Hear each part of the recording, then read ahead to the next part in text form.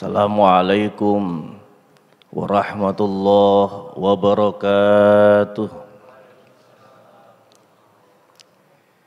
Bismillah, alhamdulillah, wassalatu wassalamu ala sayyidina Muhammad ibn Abdillah wa ala alihi wa ashabihi wa man tabi'ahu wa walah, la hawla wa la quwata illa billah, amma ba'da. Hadaratil muhtaramin, para alim, sesepuh bini sepuh ajengan, dan semua jamaah hadirin hadirat, hafizakumullah wa radiya'ankum wa barakalakum. Mudah-mudahan semua yang hadir di tempat ini pada kesempatan kali ini diampunkan dosa kita oleh Allah Subhanahu wa taala, dimaafkan segala kesalahan kekhilafan, diterima semua amal ibadah, dilipat gandakan kebaikan kita, disehatkan lahir batin sehingga kita semua memperoleh keberkahan Ramadan tahun ini. Hadirin, kita sama-sama ngaji pada malam hari ini, temanya Al-Quran sebagai mukjizat terbesar Nabi Muhammad SAW. Bicara Al-Quran sebagai mukjizat ini, mari sama-sama kita kaji. Ada ayat pendek di surat Al-Muzammil. Surat Al-Muzammil itu surat ke-73, ayat ke-5. Inna sanulki alaika qaulan tsaqila. Sesungguhnya aku, kata Allah, akan menurunkan untukmu, tentu untuk Nabi dan seluruh umat beliau, qaulan tsaqila, perkataan yang berbobot. Nah, ini ada qaulan tsaqila, perkataan yang berbobot ini. Kemudian kita lihat ternyata banyak momen di mana Rasulullah SAW itu ketika menerima wahyu beliau berkeringat.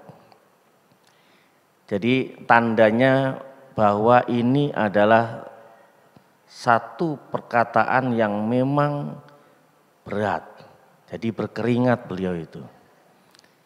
Kalau analoginya begini, analoginya itu kira-kira kalau ada orang misalnya dapat surat perintah dari orang yang pejabat paling atas yang kemudian perintah ini harus dilaksanakan. Itu kira-kira walaupun tidak sama persis, kita dapat berpikir seperti itu. Ini perintah yang sangat berat. Nah, bicara qaulan tsaqila ini, perkataan yang berbobot ini yang kemudian menjadi berat. Ini beratnya di mana?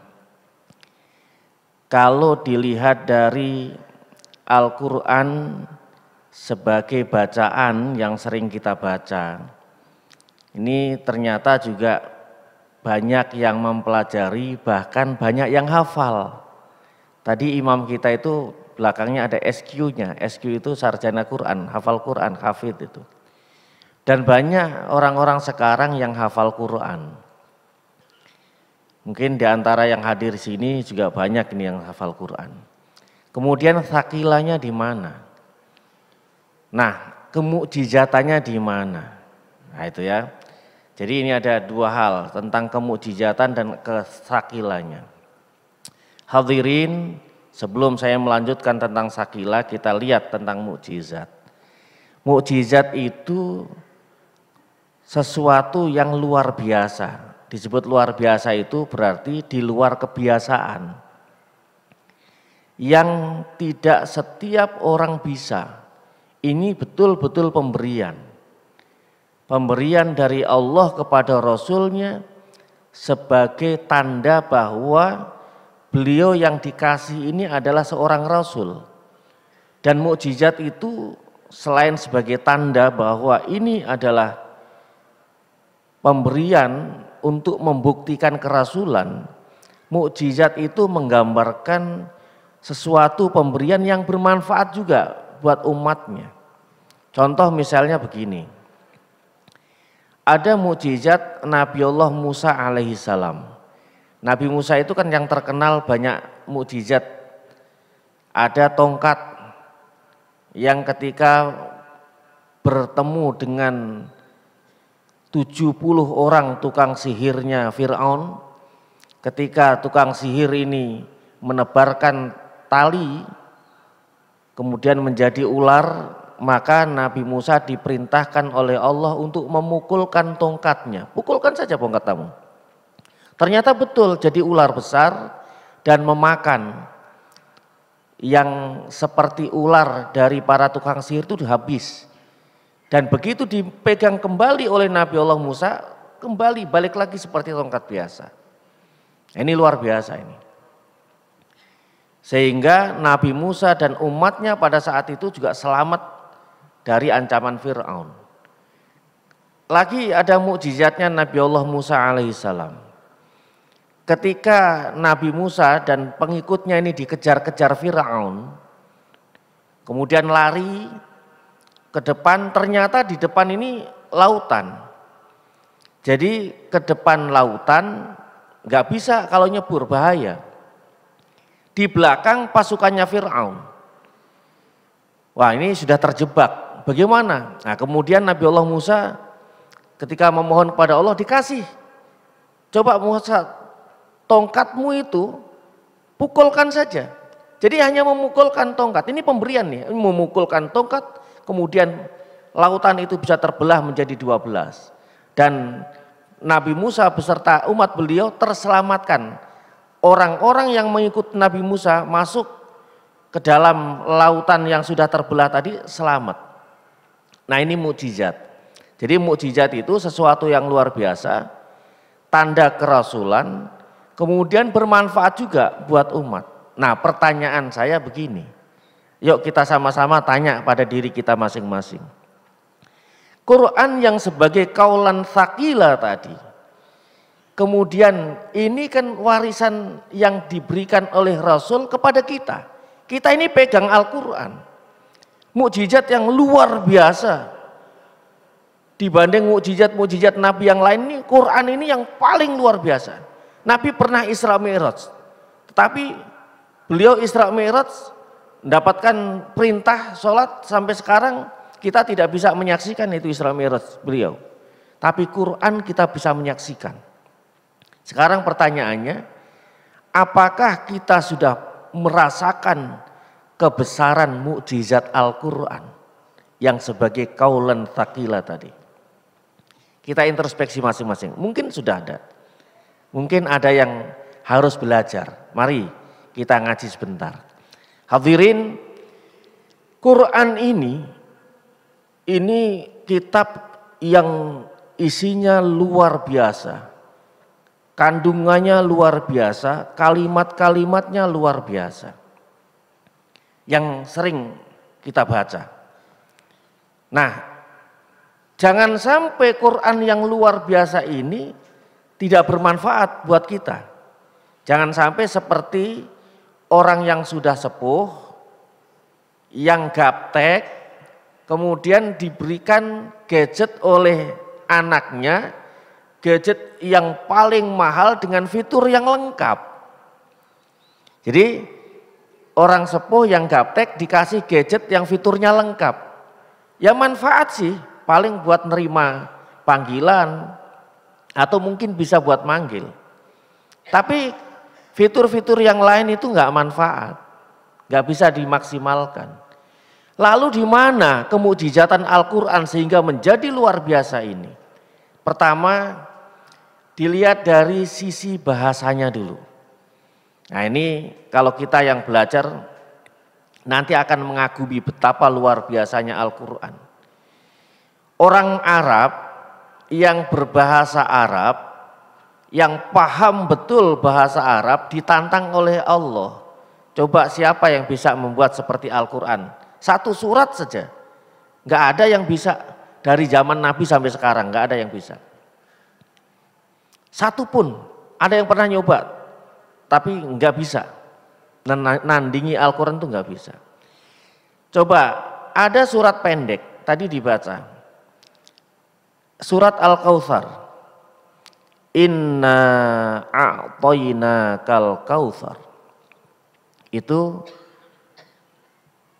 huruf akhir ayat huruf ro, fasholli li rabbika wanhar, huruf akhir ayatnya ro lagi, inna syani'aka huwal abtar, huruf akhirnya ro lagi.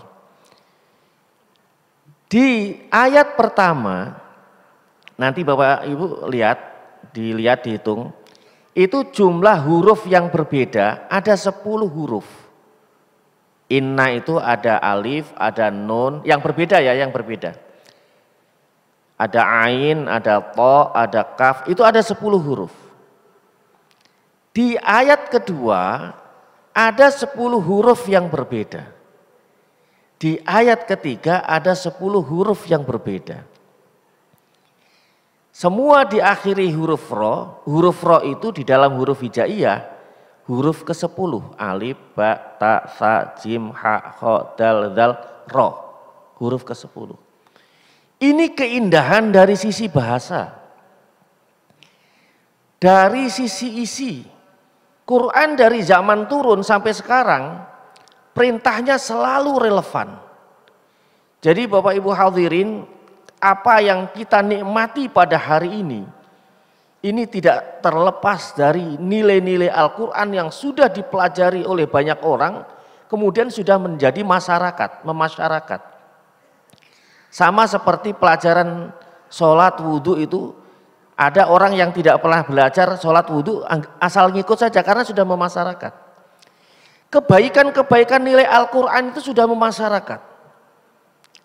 Dan perintah Al-Quran sangat relevan. Contoh, surat Al-Hujurat. Ini surat, saya sampaikan yang Bapak Ibu sering dengar. Ayat ke-13. Ya ayyuhan nas, inna khalaqnakum min dzakari wa untha wa ja'alnakum syu'uban wa qabaila li ta'arafu. Inna akramakum indallahi atqakum innallaha alimun khabir. Di situ Allah menyampaikan, wahai manusia, semua manusia, aku ciptakan kalian dari, itu ada yang model-model macam-macam, ada yang laki, ada perempuan, ada suku macam-macam, semua.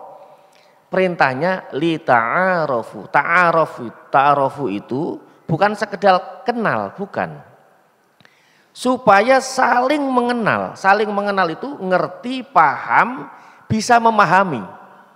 Nah, ini dibutuhkan oleh semua orang ini. Kalau sesama tetangga kenal, baru kenal nama, itu belum ta'aruf. Belum ta'aruf itu. Kenal nama, tahu karakternya, paham betul bagaimana sifat-sifatnya, kemudian bisa saling memahami, itu ta'arufu. Itu dibutuhkan oleh semua orang itu. Kadang-kadang orang-orang yang betul-betul ta'aruf itu saling mengenal, ta'arufu tadi, ta'arufu kan banyak orang. Yang ta'aruf saling mengenal itu salah-salah dikit dimaklumi. Jadi kalau misalnya tetangga yang baik betul sudah saling mengenal tadi, baik sama tetangga, itu kalau misalnya salah-salah sedikit saling memahami, saling ya sudahlah nggak apa-apa. Itu dibutuhkan oleh semua orang. Dan perintah-perintah Al-Quran luar biasa banyaknya, karena tadi inilah yang kemudian menjadikan Quran mukjizat yang paling besar karena dirasakan sampai hari kiamat. Maka kalau tadi di awal ada qaulan tsaqila, ini kalau sudah membaca dan hafal itu bagus. Tapi membaca dan hafal dengan membaca hafal plus paham maknanya beratan mana? Beratan yang tambah paham maknanya. Yang paham maknanya ditambah yang ngerti maksudnya beratan mana? Beratan yang ngerti maksudnya. Yang ngerti maksudnya dan mengikuti jalur apa yang diperintahkan di sana, tetapi diikuti relnya, beratan mana? Beratan yang relnya diikuti. Ini jadi memang semakin berat. Karena itulah maka kalau nanti dilihat surat ke-99 Az-Zalzalah itu nanti di ayat ke-7, famang sakulat, ada famang sakulat mawazinuhu bahwa fi isyatir radiyah.